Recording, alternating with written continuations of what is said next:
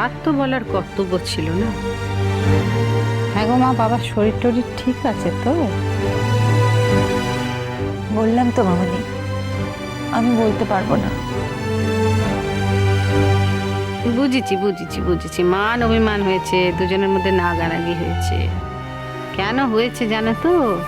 বেশি দিন যদি আলাদা আলাদা আরো আরো ছাড়ো তাহলে এমন ধারা হয়। মামনি প্লিজ, আমি হুড়তে পুড়তে তোমার সাথে দেখা করব বলে এলাম, অন্য কারোর কথা আলোচনা করব বলে নয়। সত্যি সত্যি বল না মা, আমাকে কি হয়েছে? হ্যাঁ, আমার যে বড় চিনতে হয়। সত্যি সে শহরে আছে, তবু তোমার সঙ্গে দেখা হয়নি গো। মামনি প্লিজ, সৌরভের সাথে বোধহয় আর কোনোদিনই দেখা হবে না।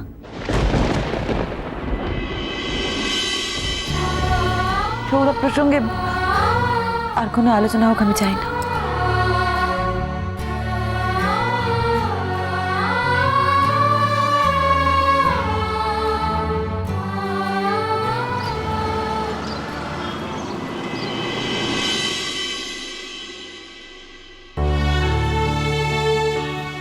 বলছি, একটা জরুরি দরকারে এলাম, মানে জরুরি দরকার। এই ঘরে কোনো সমস্যা?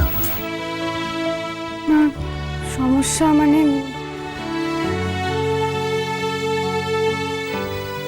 কি হয়েছে বলুন তো? আপনার কিছু হয়েছে? সৌরভদার সাথে দিদিভাইয়ের সম্পর্কটা বোধহয় ভেঙে গেছে। ও, তাতে আমারই বা কি করার আছে আর আপনারই বা কি করার আছে? ওদের দুজনের বিষয়, ওরা দুজনে মিটিয়ে না। আচ্ছা, আপনি কি বলুন তো, আপনি একটা খুব স্বার্থপর টাইপের লোক, জানেন তো? না হয় বুঝলাম আপনার কদিন বাদে বিয়ে, আপনার জীবনে আর কোনো অপ্রাপ্তি থাকবে না। দিদিভাই তো আপনার নিজের দিদি রে বাবা, সে এরকম একটা কষ্টের মধ্যে আছে, আর আপনি বলছেন যে আপনি ওই সমস্যার মধ্যে ঢুকবেন না। আপনি কি করবেন? কি দিয়ে তৈরি আপনি কে জানেন? একটা মেয়ে নীরবে মুখ বুজে দিনের পর দিন এই বাড়ির মধ্যে একা পুড়তে থাকে। আপনারা সবকিছু জেনেও আপনাদের কোনো ভ্রুক্ষেপ নেই।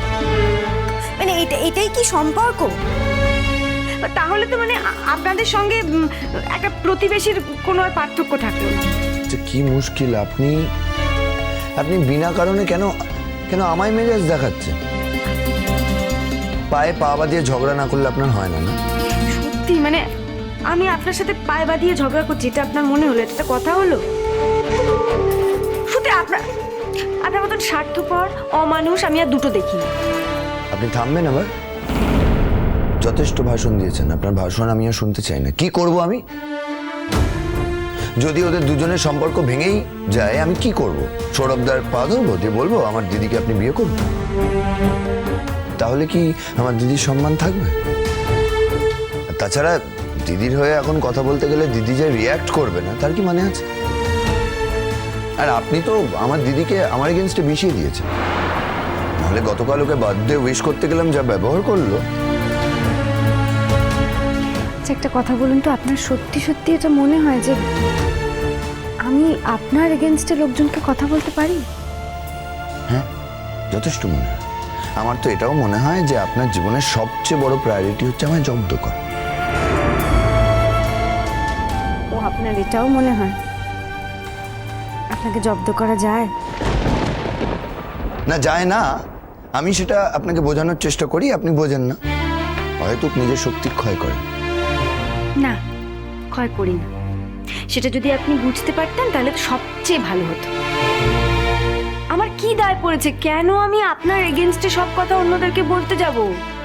মানে আমি আপনার এগেনস্টে সবাইকে খেপিয়ে তুলতাম তখনই যখন আমি আপনার সাথে থাকতে চাইতাম।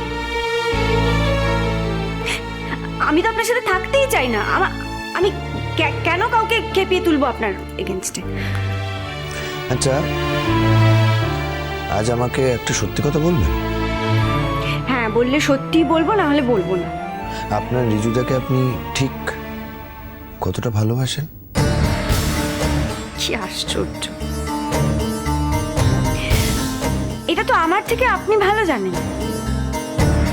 আপনি তো সেদিন বাড়ির লোকজনদের বললেন যে আমি রিজুদাকে কতটা ভালোবাসি। না, তাও আমি আপনার কাছ থেকেই জানতে চাই।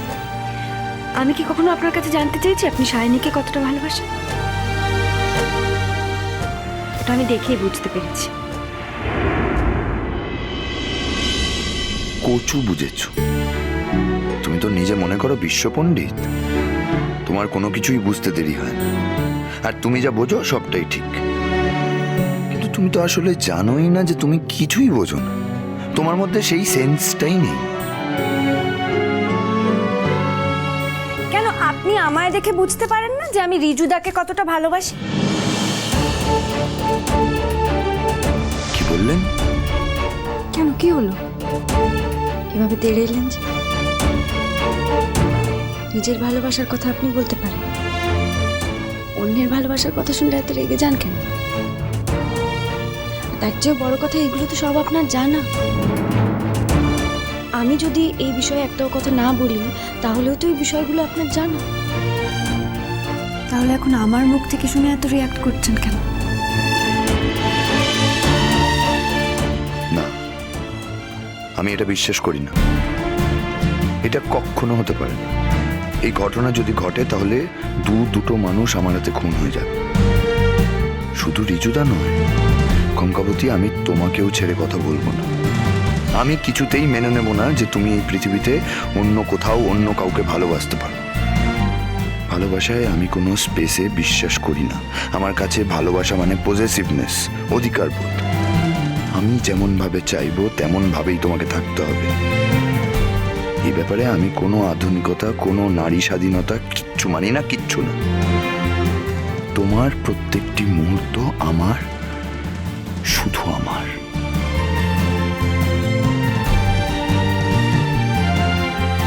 আমি না এখানে আমার ভালোবাসা নিয়ে আলোচনা করতে আসিনি। দিদিভাইটা সত্যিই খুব কষ্টে আছে, ওর জন্য যদি কিছু করতে পারেন প্লিজ করুন। এই বাড়ির সমস্যার জন্যই তো দিদিভাইয়ের বিয়েটা হচ্ছে না। না, তা আমি কি করব? আপনার দিদিভাই আমার সাথে কথাই বলতে চায় না। আমাদের ভাই বোনের সম্পর্কটাই নষ্ট হয়ে গেছে। সেটা কখনো হতে পারে?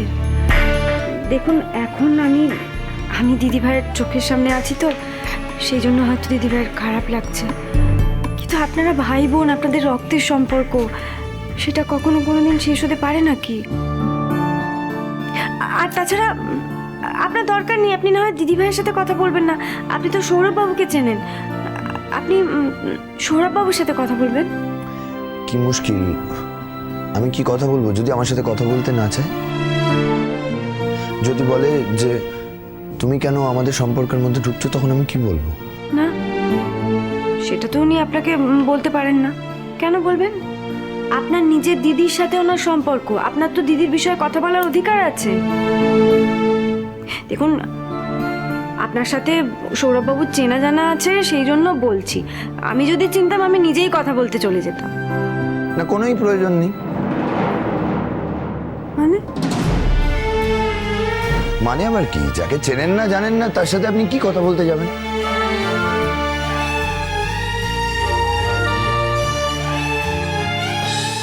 না, সেটাই তো আমি বলছি আর কি। মানে আমি চিনি না তো, সেই জন্য যাব না।